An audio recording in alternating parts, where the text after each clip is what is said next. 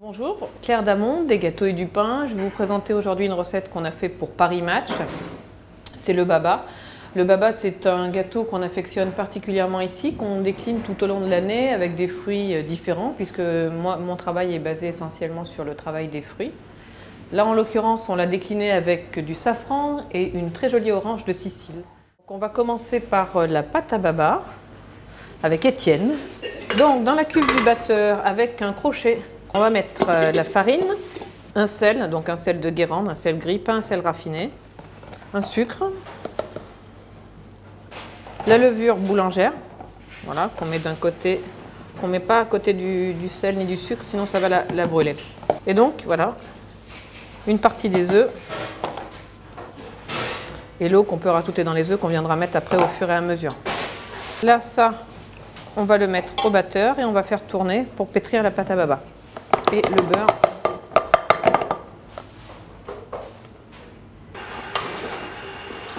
Voilà, ça va commencer à se corser. On va quand même pouvoir rajouter un tout petit peu d'eau. On va rajouter les œufs et le liquide au fur et à mesure. Là, on va attendre que le beurre soit complètement... Il faut faire attention que la pâte ne chauffe pas. C'est-à-dire qu'on surveille bien sa température, elle doit être froide. Là on corne juste un peu le fond de la cuve pour bien répartir les ingrédients, qu'il n'y en ait pas qui restent au fond. Voilà, pour que ça soit bien homogène. Donc là vous voyez elle n'a pas de force, hein. Elle n'est pas du tout pétrie. Pour l'instant c'est vraiment pas prêt. On rajoute encore un peu de liquide. Là c'est facile, c'est pas compliqué, il faut juste être attentif en fait à la texture de la pâte. Donc là la pâte à baba on l'a sortie, on l'a mise en poche. Voilà, donc on moule comme ça. Le moule est surtout pas beurré. Voilà, donc ça paraît assez peu comme ça, mais on va bien le répartir. À la maison, on le laisse en cuisine. On prend un tabouret, on pose le baba dessus, à côté du radiateur, mais pas trop près non plus. Et puis de temps en temps, on le tourne pour pas qu'il y ait un côté qui pousse plus que l'autre. Enfin, voilà, et on attend 1h30 à 2 heures de pousse. Donc on enfourne et on va le laisser au four une demi-heure à 40 minutes. Il faut quand même qu'il soit sec. Un baba, il faut le sortir, c'est sec. On ne peut pas le manger comme ça. Parce que s'il n'est pas sec, il n'imbibe pas. Donc c'est très important. Ce qui est idéalement, il faut les faire la veille. Comme ça, on les laisse sécher dans la cuisine après. On les démoule sur grille. On les laisse sécher et après, le lendemain, ils sont prêts à imbiber. Donc, on l'a sorti du four la veille. Il est bien sec. On a préparé notre sirop. La recette, c'était de l'eau, du sucre, des zestes d'orange qu'on prélève à l'économe. On fait quand même attention de ne pas prélever la partie blanche qui donne l'amertume. Du safran en pistil ou en poudre. Moi, je préfère en pistil. Ce qui va nous donner un sirop. Et puis, une gousse de vanille. Si on a.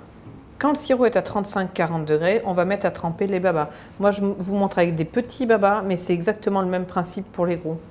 Au début, ils flottent, et puis au fur et à mesure, on va les retourner. C'est-à-dire que là, on va les oublier pendant 1 heure. Et puis dans 1 heure, on les retourne. Et puis après, on les retourne, puis on touche en fait la texture. Ça doit être très très souple. Et quand ça arrive à cette texture-là, et que le baba a à peu près doublé de volume, c'est qu'il est bon à être sorti. Moi, ce que j'aime dans le baba, c'est ses formes qui sont particulièrement généreuses. C'est un gâteau qui est extrêmement festif, les couleurs sont sublimes, les courbes sont magnifiques. Et c'est pas si compliqué que ça à faire. Là, je vais vous montrer l'étape du nappage. Alors, où on fait son nappage soi-même comme nous, c'est-à-dire que ça, c'est un nappage orange dans lequel on a fait infuser notre safran. Ou on prend une confiture abricot qu'on achète dans le commerce, c'est chez son artisan confiseur ou autre, qu'on va mixer pour napper en une seule fois le baba. C'est une étape un petit peu importante parce que c'est ce qui fait que ça va être bien joli, bien brillant et ça va garder toute l'humidité du baba. C'est un petit peu l'intérêt de la recette. Donc là, on a quelque chose de très homogène. Et en 2 fois, on va passer une première fois, donc on fait attention à ce que ça tombe bien des 2 côtés. Et une deuxième fois.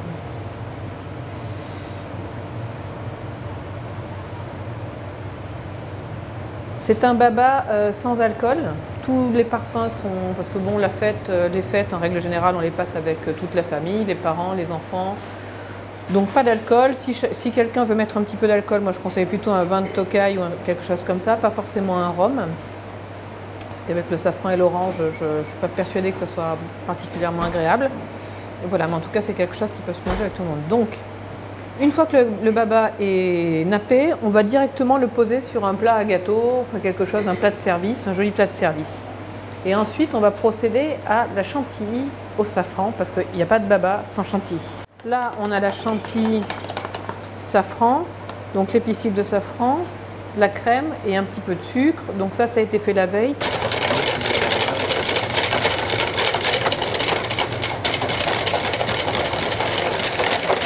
Voilà, elle commence à bien tenir. Il ne faut pas aller plus loin parce qu'une chantilly qui est trop montée, c'est une chantilly qui va être vraiment grasse en bouche. C'est pas agréable. Il faut quelque chose de léger et d'assez onctueux. Donc il faut s'arrêter au bon moment.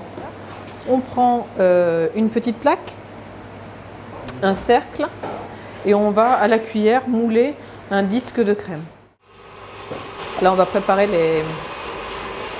les oranges. On va enlever juste la partie peau.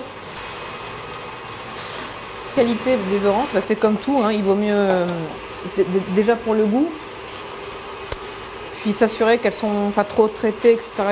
C'est quand même pas mal parce qu'on va utiliser la peau. Donc c'est quand même important. Donc là, ces oranges qu'on a pelées à vif, on va faire ça avec 3-4 oranges. On va prélever ce qu'on appelle prélever les segments, c'est-à-dire qu'avec le couteau, là il y a des petites peaux blanches. Bon, ben, on vient longer la peau blanche. On fait comme ça en fait, on va prélever des segments. Ça c'est la petite gelée qui va aller sur la chantilly.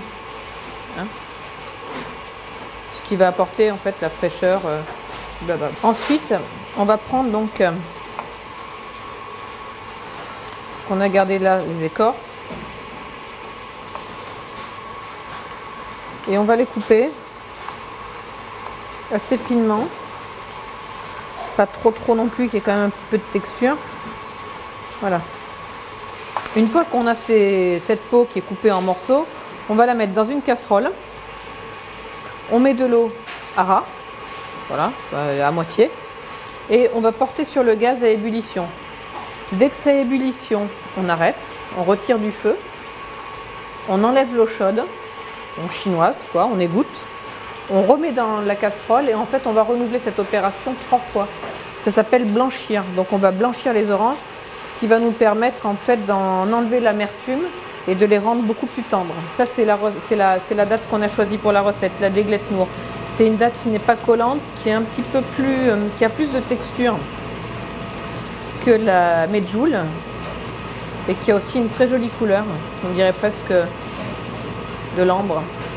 Et on s'en servira pour agrémenter le dessert, parsemé dans la chantilly et dans la gelée d'orange. Donc pour la gelée c'est simple, on prend nos segments d'orange qu'on a prélevés tout à l'heure, les écorces, les peaux, c'est-à-dire les peaux qu'on a blanchies, et puis nos dattes. Et on va mettre ça dans un cercle, on répartit les segments, les dattes et les petits morceaux confits, et on vient couler la gelée dessus pour avoir vraiment ce résultat-là, une gelée assez fine qui doit faire à peu près 3-4 mm. On retrouve les écorces d'orange, les segments et puis les petites dattes. Il nous reste la finition de notre baba. On a fait notre gelée, on a fait la chantilly, le baba est ici, il est beau, il est imbibé, il a été nappé généreusement. On va le placer sur notre plateau de service.